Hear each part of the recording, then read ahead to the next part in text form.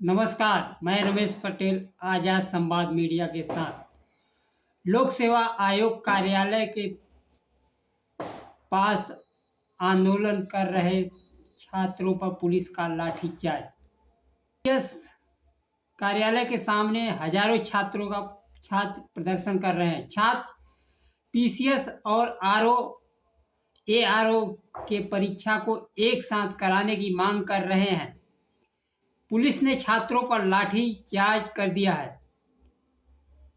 छात्रों के बीच भगदड़ मच गई।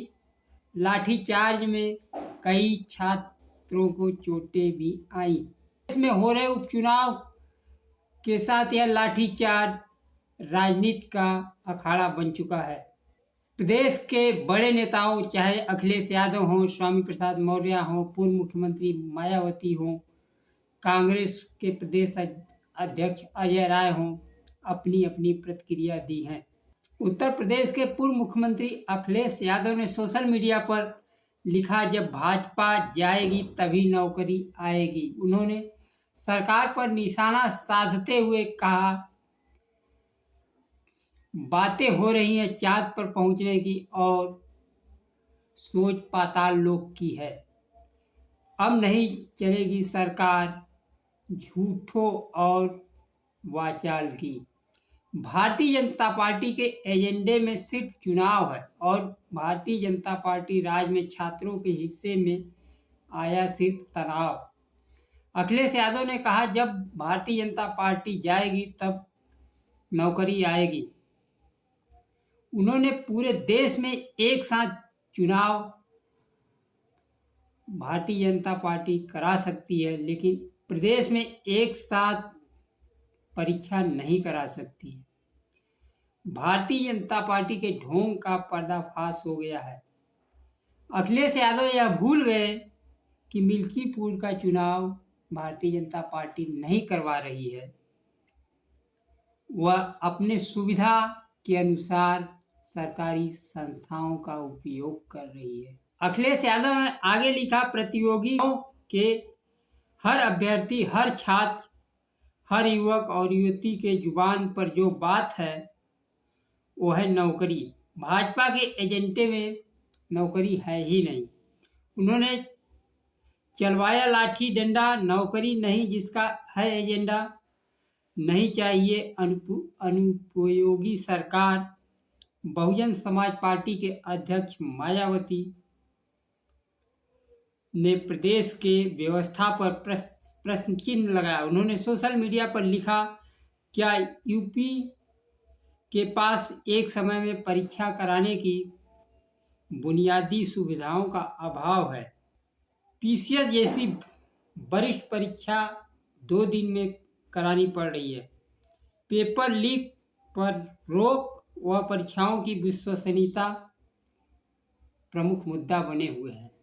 राष्ट्रीय शोषित समाज पार्टी के अध्यक्ष स्वामी प्रसाद मौर्य ने सोशल मीडिया पर लिखा, अभ्यर्थियों एवं युवाओं पर की गई लाठीचार्ज अत्यंत दुखद है। लोकतंत्र की आवाज लाठियों और बंदूकों से नहीं दबाई जा सकती है। समाजवादी पार्टी के अध्यक्ष अखिलेश यादव ने दलित पिछड़े पीडीए का प्रतिनिधित्व करते हुए चुनाव प्रचार में जोर शोर से जनता की आवाज उठा रहे हैं। उन्होंने कहा, चारों तरफ से भाजपा घिर गई है और वह डरी हुई है, घबराई हुई है। उसका साथ कोई नहीं दे रहा है। पहले अयोध्या का चुनाव टाला, फिर बाकी 9 सीटों का चुनाव टाला। उन्होंने कहा, प्रयागराज नहीं, हर जगह युवा आंदोलन कर रहा है। पूरे उत्तर प्रदेश में युवा आंदोलन कर रहा है या आंदोलित है नौकरी रोजगार को लेकर। परीक्षा में हेर फेर करने वाले भारतीय जनता पार्टी के लोग हैं। पेपर लीक कराने वाले भारतीय जनता पार्टी के ही लोग हैं। परीक्षा को टालने वाले, परीक्षा को रद्द करवाने वाले भारतीय जनता पार्टी के लोग हैं। अखिलेश यादव ने आगे कहा, आरक्षण मारने वाले भी भारतीय जनता पार्टी वाले हैं। आपके आरक्षण के साथ खिलवाड़ करने वाले भी वही हैं, रिजल्ट लटकाने वाले भी बीजेपी वाले हैं। यही नहीं, कोर्ट में परीक्षा को उलझाने वाले भी बीजेपी वाले हैं। वोट ही आपका ताकत है। वोट न पड़े इसलिए वोटर लिस्ट में हेर फेर कर रहे हैं। अपराध पर अखिलेश यादव बोले, बेटियां सबसे असुरक्षित भाजपा शासनकाल में है, और तो और भाजपाइयों से बेटियां सुरक्षित नहीं है। प्रधानमंत्री नरेंद्र मोदी के निर्वाचन क्षेत्र वाराणसी के विश्व प्रसिद्ध विश्वविद्यालय बीएचयू में आईटी के छात्रा के साथ घटनाएं आपके सामने हैं। बीएचयू के तीनों बलात्कारी जेल होकर आए हैं। तीनों भारतीय जनता पार्टी के आईटी सेल के इंचार्ज हैं। यही नहीं, उन्होंने बलात्कार करने के बाद मध्य प्रदेश में चुनाव प्रचार कर रहे थे। यही नहीं, अखिलेश यादव रुके, चुनाव बाद उन्होंने भविष्यवाणी कर दी कि योगी आदित्यनाथ को हटाया जाएगा। उन्होंने कहा, दिल्ली वाले तय कर लिए हैं कि महाराष्ट्र चुनाव बाद उत्तर प्रदेश के मुख्यमंत्री को हटा दिया जाएगा। प्रयागराज में हुए छात्रों पर लाठीचार्ज से एक बात तो आईने की तरह साफ हो गई कि अब युवा किसी भी कीमत पर नौकरी रोजगार चाहता है। वह अपने परीक्षाओं के पेपर लीक की भावनाओं को अपने से दुरुस्त करना चाहता है। क्या कारण है कि प्रदेश सरकार राज्य के 41 जिलों में एक दिन परीक्षा करा रही है, बाकी जिलों में एक दिन। प्रदेश में कुल 75 जिले हैं। इससे पहले सभी परीक्षाएं एक दिन में होती थी, वो अभी पूरे 75 जिलों में एक साथ। दलित और पिछड़ों को नौकरियां जिस प्रकार से दी जा रही है और उनके आरक्षण को खत्म कर किया जा रहा है, अखिलेश यादव ने बड़ा प्रहार किया है।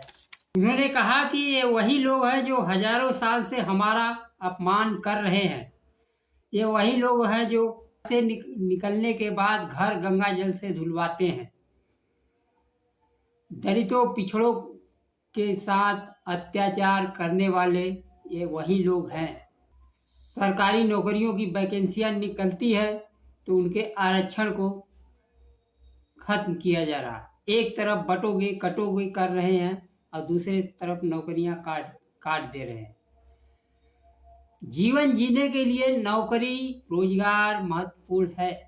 वो बटोगे कटोगे तो वो तो एक बार में ही जीवन समाप्त हो जाएगी, लेकिन यहाँ तो नौकरी रोजगार के लिए रोज रोज मरना है। भारतीय जनता पार्टी के एक नेता ने कभी कहा था कि पैसा खुदा तो नहीं है, लेकिन खुदा से कम भी नहीं है। तो आज हमें खुदा या ईश्वर चाहिए, वह नौकरी के रूप में। बिहार राज्य में जब तेजस्वी यादव महागठबंधन की सरकार बनी थी तो 3 लाख नौकरियां दी गई थी। मुख्यमंत्री नीतीश कुमार नौकरियों को निकालने का श्रेय ले रहे हैं। इसके बाद भारतीय जनता पार्टी गठबंधन के सरकार एनडीए सरकार में भी 2 लाख के लगभग नौकरियां निकाली गई हैं। अगर उत्तर प्रदेश से तुलना किया जाए तो बिहार की कुल जनसंख्या उत्तर प्रदेश के लगभग आधा है। आधे जनसंख्या पर 5 लाख नौकरियां दी जा रही हैं। बिहार में सबसे अधिक नौकरियां शिक्षा विभाग के खाते में आएंगी, जबकि उत्तर प्रदेश में चर्चा है कि प्रदेश के 27,000 प्राथमिक विद्यालयों को बंद किया जाएगा, जबकि इस विद्यालयों में एक अध्यापक एक सहायक अध्यापक 2-2 लोग अगर रखे जाएं तो 54,000 लोगों को नौकरी यहीं मिल जाएगी। लेकिन इनको बंद करने का प्लान है। का निजीकरण किया जा रहा है। सारी संपत्तियां निजी हाथों में सौंपी जा रही हैं, जिससे पिछड़ों, अल्पसंख्यक, दलित, आदिवासियों में बेचैनी है। अभी अभी पहली नौकरी का इंतजार है। अब प्रदेश का मूड हो चुका है कि नौकरी चाहिए, नौकरी। और यह भारतीय जनता पार्टी जब तक रहेगी तब तक नौकरी नहीं मिलेगा, नहीं मिलेगा। उत्तर प्रदेश में नौकरियां जो भी आती हैं उसमें दलितों, पिछड़ों को आरक्षण नहीं दिया जाता है। अगर परीक्षा में वो पास कर दिए तो इंटरव्यू में एनएसएफ कर दिया जाता है, नहीं तो कोर्ट में लटका दिया जाता है। सबसे पहले तो परीक्षा के दौरान ही पेपर लीक का सामना करना पड़ता है। इन सब बचने के बाद ही नौकरियां मिलेंगी। और आने वाले समय में शिक्षा, रोजगार, आरक्षण, संविधान प्रमुख मुद्दा बनने जा रहे हैं। सभी समस्याओं के मूल में है जातिवार जनगणना। जातिवार जनगणना जब तक नहीं होगी तब तक यह नहीं पता लगेगा कि किसके खाते में कितनी नौकरियां हैं, कितने संसाधन हैं, किसकी क्या स्थिति है। पार्टी जातिगत जनगणना के खिलाफ है। वह तो मंडल आयोग पिछड़ों को आरक्षण देने के भी खिलाफ है। जब 1990 में प्रधानमंत्री बीपी सिंह ने आरक्षण लागू किया तो उनकी सरकार से समर्थन वापस लेने वाली पार्टी भारतीय जनता पार्टी थी। यही नहीं, आज के दौर में झारखंड में आरक्षण पिछड़ों को 14% मिल रहा है, मध्य प्रदेश में, छत्तीसगढ़ में कहीं 14 मिल रहा है, कहीं 10 मिल रहा है। लेकिन इसको बढ़ाने का काम भारतीय जनता पार्टी नहीं कर रही है। आरक्षण वह बढ़ा भी देगी तो नौकरी नहीं दे रही है। नौकरियां निजी हाथों में सौंपी जा रही है। दलितों, पिछड़ों को शिक्षा, रोजगार अपने हाथ में लेकर करना होगा। इसके लिए शांतिपूर्वक ढंग से अपनी मांग पर आगे बढ़ना होगा संविधान के अनुसार। आज के लिए बस इतना ही। नमस्कार। जय संविधान।